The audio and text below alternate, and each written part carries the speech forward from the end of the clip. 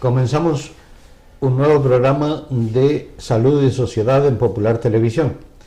Hoy estamos con un fisioterapeuta, Sergio Labrador Ollagüe, que está en la clínica Artros. Artros, sí, señor.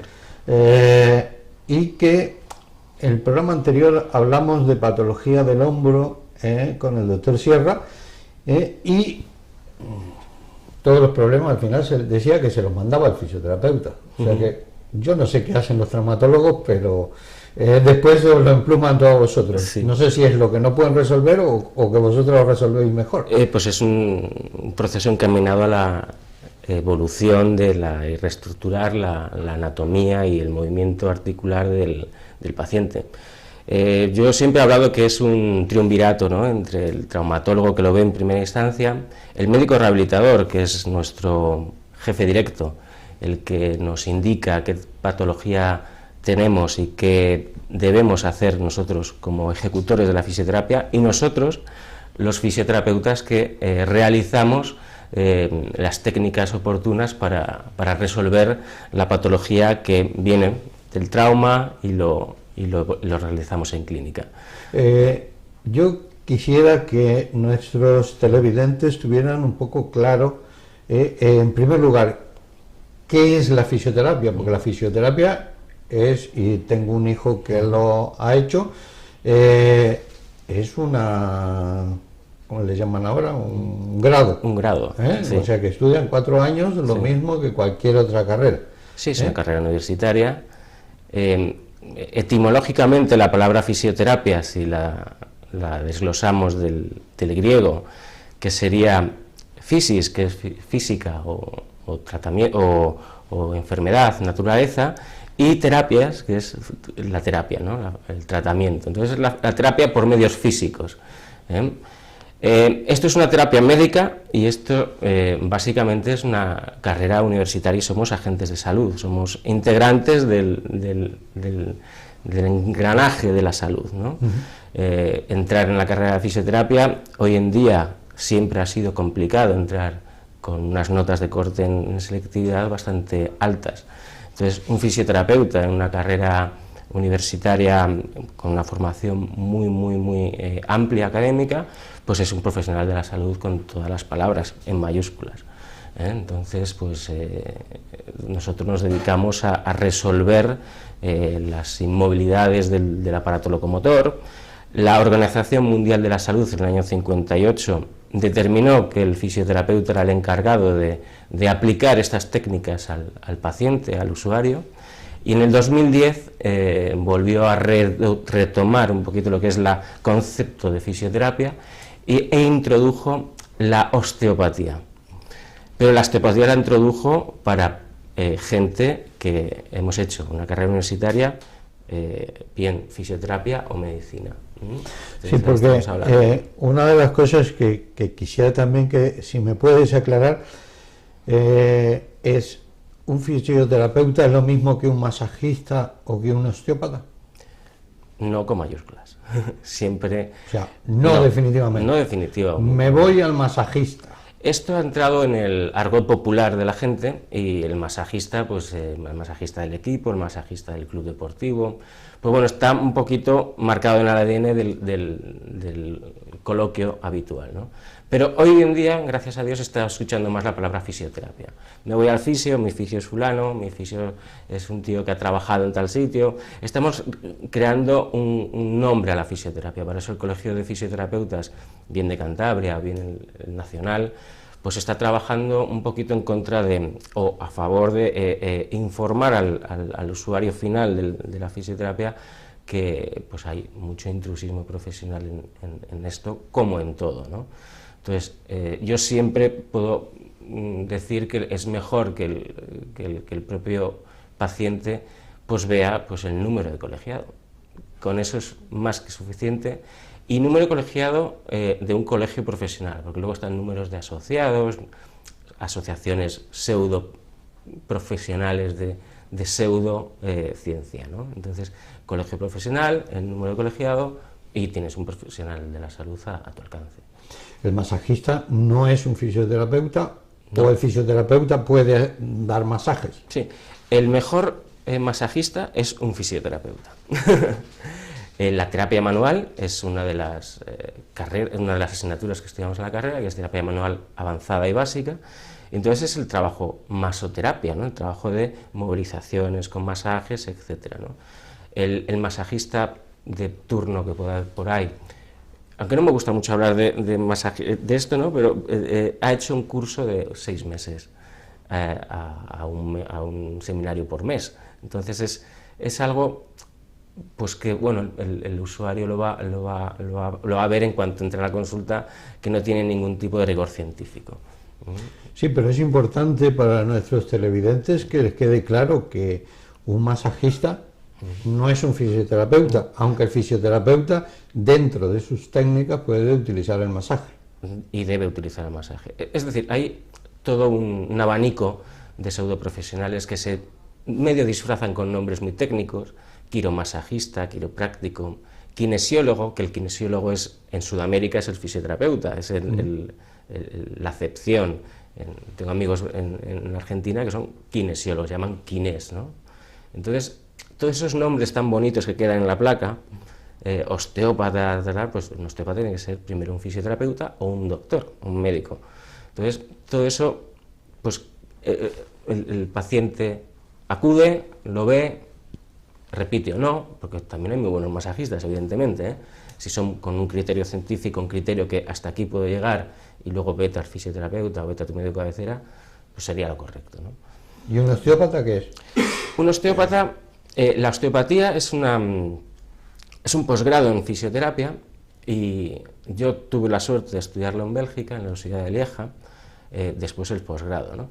Pero en Europa el osteópata es una carrera universitaria independiente, es decir, en Alemania, Francia, Inglaterra y Bélgica, pues es una carrera universitaria de 4 años, ¿eh?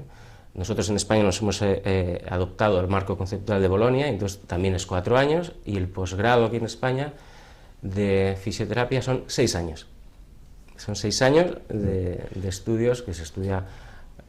Generalmente ahora se está estudiando en la Universidad de Alcalá, están haciendo los primeros promociones de 6 años de carrera, 6 años de carrera no lectivas los 6 años, sino que son seminarios de fines de semana que sacamos el posgrado en osteopatía. Y la osteopatía la tiene que aplicar un doctor o un fisioterapeuta. ¿Qué es la osteopatía? Claro, la pregunta, ¿a qué se dedica un osteópata?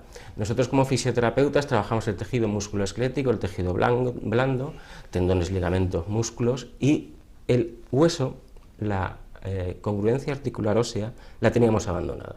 Entonces la osteopatía trabaja ciertamente este apartado, que es simplemente el colocar las vértebras, por ejemplo, colocar la articulación, porque ha habido una microsubluxación, trabajo de tracciones para decoaptar parte de la articulación, trabajo un poquito más global, ¿no?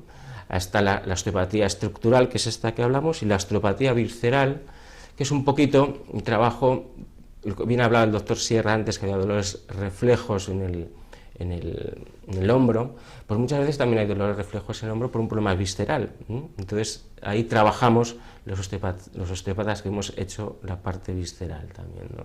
Con movilizaciones de vísceras, etcétera, que tienen su repercusión en la columna vertebral, ¿no? Es muy amplio, sí, pero bueno. Pero para que quede más o menos claro, de qué es lo que estamos haciendo. Porque en concreto, ¿cuáles serían las funciones asistenciales de un fisio en general? Es decir, cuando el traumatólogo os dice, os envío un paciente, ¿cuáles serían vuestras funciones? Nuestras funciones, nosotros en Clínica Artros siempre trabajamos, como hemos hablado siempre, trabajar en un equipo multidisciplinar. Entonces, el primer contacto del paciente que remite el doctor Sierra lo va a ver el doctor González Cuadrado.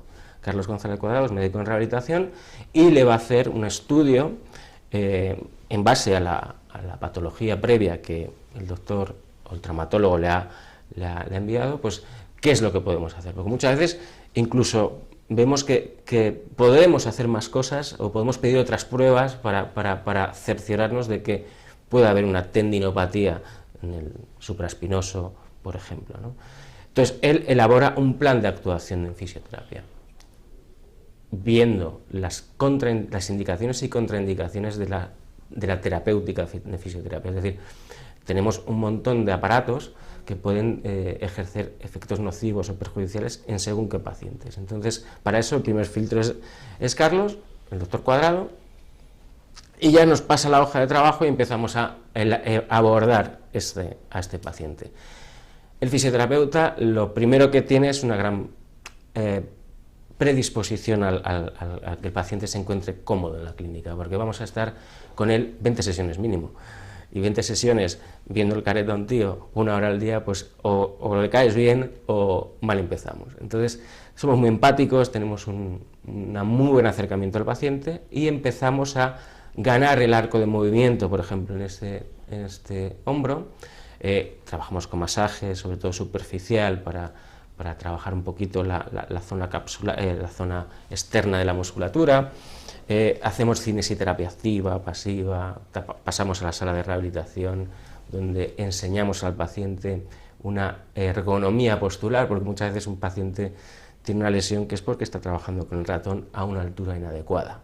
Entonces le enseñamos un poquito de higiene postural, ayudamos al paciente a sobrepasar un poquito su estrés sobre la lesión, porque son evoluciones muy largas y el paciente a veces se nos bloquea y tenemos que darle ítems de feedback positivos, ¿no? Es decir, bueno, esto vamos a salir adelante, etc. Y luego ya utilizamos toda la batería de trabajo, la batería desde electroterapia, desde masoterapia, trabajo manual, y luego las nuevas técnicas que hemos introducido o se están introduciendo en la fisioterapia. A raíz del grado en fisioterapia, pues las competencias del fisioterapeuta han crecido poco a poco, y entiendo que tiene que ser poco a poco, no tiene que ser de golpe, porque si queremos ser científicos tenemos que tener una formación continuada muy importante. Entonces, técnicas como la electrolisis percutánea intertisular, que es la EPI, introducimos una aguja en el tendón y le sometemos a una electricidad dentro de ese tejido, las ondas de choque, la radiofrecuencia. Empezamos a utilizar ya el ecógrafo para hacer esta electrolisis percutánea ecoguiada, como antes comentó el doctor Sierra. A nosotros la ecografía nos ha abierto un gran abanico de información y de diagnóstico. Y esos aparatos que utilizáis, la gente normalmente dice, pues me han tenido 5 minutos de masajes y todo el resto me ponen en distintos aparatos. ¿Qué son esos distintos aparatos en que los vais a poner? Por ejemplo, nombraste la electroterapia. ¿Qué es la electroterapia? La electroterapia es el conjunto de todos los aparatos que vamos a tener, ¿no? Es decir, toda la gente por electroterapia entiende las corrientes eléctricas, ¿no? Me pusieron unos parches con un TENS que se llama y pues bueno, me dieron un masaje con corrientes. Eso es analgesia. Cuando nos encontramos con un paciente con un gran dolor en el hombro, no podemos apretar con masaje, no podemos ser muy incisivos en la fisioterapia manual. Entonces utilizamos desde el exterior técnicas para relajar, para mantener el algia controlada, aparece calor con ultrasonidos, microondas, onda corta, radiofrecuencia, el láser, magnetoterapia, todo eso engloba la electroterapia. ¿Y para qué sirven? ¿Solamente para relajar, como analgésicos, o para qué? Sí. Hoy en día, por ejemplo, hemos hablado de tendinosis calcificante, que es el tendón por sobreesfuerzo, sobresolicitación, por uso y disfrute del mismo, ocurre que el tendón van apareciendo microtraumatismos y se va rellenando con calcio, con pirofosfato cálcico, que genera una calcificación en el tendón. Esa calcificación puede verse incluso en una radiografía simple y, como bien hemos dicho, se puede abordar mediante infiltraciones con corticosteroides, que van muy bien, y una alternativa precirugía es la onda de choque. La onda de choque extracorpórea es un equipo mecánico que lo que hace es emitir ondas para fragmentar y fraccionar estas calcificaciones, ¿no? Entonces, esto es electroterapia, esto es la nueva tecnología que aportamos los fisioterapeutas, que se está aportando por investigación por parte del colectivo del sanitario de fisioterapia. La radiofrecuencia también es un calor profundo, que lo que es otro equipo de electroterapia, que lo que hace es relajar a niveles, porque mi dedo va a entrar 1 centímetro, pero mi lesión está a 4 o 5 centímetros, entonces tendremos que abordar más internamente algo que penetre. Algo que penetre, ¿eh? Entonces utilizamos pues toda esta batería que siempre y cuando estén indicadas. Hay pacientes que no pueden utilizar estos aparatos por algún antecedente personal. Pongámonos, pues, por una persona que está saliendo de una neoplasia, pues no podemos utilizar según qué equipos de electromedicina, porque no es que generen ondas iónicas malas o perjudiciales para el paciente, pero hay estudios que demuestran que puede un poquito reactivar este proceso anterior. Entonces tenemos que tenerlo muy comprometidos en saber que no lo podemos hacer. Una persona con un portador de marcapasos no podemos utilizar, por ejemplo, según qué aparatos, ¿no? Entonces ahí tenemos que ser muy cautos y muy prudentes. El paciente viene y dice, solamente me han hecho esto, no me han tocado. El tocar muchas veces es perjudicial. Entonces tocamos cuándo, cómo y cuándo debe de ser. Es que eso es importante aclararlo, porque es frecuente que vienen y me dicen a mí en la consulta que yo no tengo nada que ver con la traumatología ni la rehabilitación, y él me dice, es que no me vale para nada, porque voy allí, me tiene 20 minutos con distintos aparatos que no sé para qué valen, bueno, pero bueno, y después 10 minutos es lo que están conmigo, así como que van a perder el tiempo en el fisioterapeuta. Es decir, esos equipos tienen su valor. Sí, tienen su valor y sí tienen su función. Sí, tengo que romper una lanza por el paciente, y quizás muchos compañeros me van a llamar por teléfono y decir, pues Sergio, ¿qué acabas de decir? Es decir, tenemos que trabajar al paciente como un ente personal y un ente único, no podemos tener la clínica, que muchas veces en mi consulta ha ocurrido, llena de gente y no dar el tratamiento oportuno y el tratamiento como debe ser, con rigor clínico y rigor ya casi ético profesional, ¿no? Entonces, en este caso, yo en mi clínica o en nuestra clínica lo que hacemos es capar mucho el tiempo de tratamiento. Es decir, si usted tiene a las 5 de la tarde, tiene que entrar a las 5 de la tarde y a las 6 va a salir, pero va a hacer toda la batería de trabajo. Y nosotros, pues, hay muchas clínicas que es un poquito cadena de montaje. Entonces ahí tenemos que ser muy pulcros, muy concienciados con nuestra profesión y hacer el trabajo bien. Si tengo que ver 10 pacientes, no tengo que ver 30. En este tiempo tengo que ver 10 y tengo que tener mis ayudantes o mis asistentes que estén haciendo labores de ello. No ponerle, me voy, es que se apagó y no me lo quitaron. Ocurre, y nos ha ocurrido, soy el primero que me puedo autocriticar, ¿no? Entonces, en ese sentido tenemos que tenerlo bien claro. Pero el masaje y las técnicas de fisioterapia sí sirven, porque al final del tratamiento te dicen, no confiaba en vosotros, pero ahora sí. Ahora he visto resultados. ¿Y por qué antes hablaste de que dabais 20 sesiones? ¿Por qué 20 sesiones, que son un mes, ¿no? Un mes. ¿Por qué 20 sesiones y no dice de entrada 10 o 40? Bien, ha sido generalmente son protocolos, ¿no? Y antes eran 10, 20, ahora son 15, luego serán 10 o más, ¿no? Cada menos sesiones significa que la técnica se ha depurado más y hemos sacado al paciente antes. Entonces, por eso cada menos tiempo es mejor, ¿no? Entonces, bueno, hay protocolos que establecemos que tienen que ser 20 sesiones, incluso el paciente a la 10ª que se ve bien nos dice, oye, dalo por terminado porque tengo que ir por los nietos al colegio, no puedo, un poco por compromisos de agenda del paciente, no porque no quieran terminarla, ¿no? Es un protocolo establecido. O sea que vosotros utilizáis medios, máquinas, vamos a decir, utilizáis el masaje también, o sea, lo que podéis hacer con las manos, y utilizáis técnicas de que pincháis. El traumatólogo Sierra el otro día nos decía que lo que hacía era una infiltración con sustancias, con medicamentos, con anestésico y con el corticoide. ¿Vosotros también infiltráis o solamente eso de las agujas es con corrientes o la punción seca? La punción seca.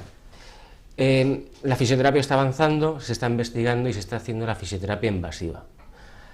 La fisioterapia invasiva tiene que tener su tiempo de cocción. Es decir, hablo de su tiempo de cocción, es decir, no vamos a, ahora que somos grados, ser a invadir el cuerpo, porque el fisioterapeuta lo que quiere muchas veces es entrar, trabajar, meter cosas.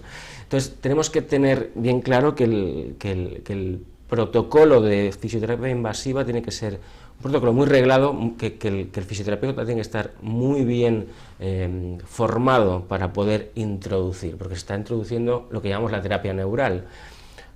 Pacientes y compañeros que lo que hacen es introducir lidocaína, procaína, en terminaciones nerviosas, para hacer un bloqueo neural. Entonces va muy bien, pero creo que todavía tendríamos que investigar un poquito más, tener un poquito más de conciencia el fisioterapeuta de que antes de llegar a eso tendríamos que hacer otras cosas. Eso lo hace el médico rehabilitador, eso lo hace el traumatólogo o el reumatólogo que quiera generarlo. Estamos muy por introducirnos, ¿no? Pues, punción seca, que va muy bien, que es la acupuntura, es la punción seca, para entendernos, es una aguja de acupuntura. Lo que vamos a hacer es excitar un músculo que con mi mano no llego. Vamos a introducir la aguja hasta el axón o la zona donde hay excitabilidad nerviosa y lo irritamos. Al irritarla hay un espasmo y libera esa contractura. Es una técnica más dentro de la fisioterapia. Pero las infiltraciones ahora mismo estamos también haciendo infiltraciones, lo que llamamos terapia biológica, ¿no? Dejamos a un lado los corticosteroides y empezamos con colágeno, ácido hialurónico, factores de crecimiento, infiltraciones que van a hacer un beneficio al paciente, pero no es la cortisona, que funciona, pero se está utilizando en traumatología, en medicina deportiva, todo este tipo de baterías de infiltraciones que van muy bien y francamente nos están sorprendiendo a nosotros los resultados para una condromalacia rotuliana, para un desgaste cartílago y hialino de la rótula. Pues el ácido hialurónico pues en clínica nos está yendo francamente bien. Entonces hay un montón de infiltraciones que se están cambiando. Es decir, la gente me dice, es que no quiero que me infiltren porque son muy malas. Es la gente, los pacientes pues me vienen y dicen que me han infiltrado ya 2 veces. Digo, bueno, está terapéuticamente indicada, pero la cortisona pues tiene su margen, su campo. Son pues no máximo más de 3 infiltraciones en una misma zona articular, pues no está indicada. Pero bueno, eso ya los traumatólogos, los rehabilitadores nos lo indican, ¿no? Bueno, tenemos que hacer una pequeña pausa publicitaria y quisiera que habláramos de algunos procesos en los que interviene el fisioterapeuta y qué le vas a hacer. O sea que hacemos esta pequeña pausa publicitaria y hablando de fisioterapia y vamos a seguir hablando de procesos más concretos en eso. Estamos con Sergio Labrador, fisioterapeuta de la Clínica Artros, así que una pequeña pausa y continuamos.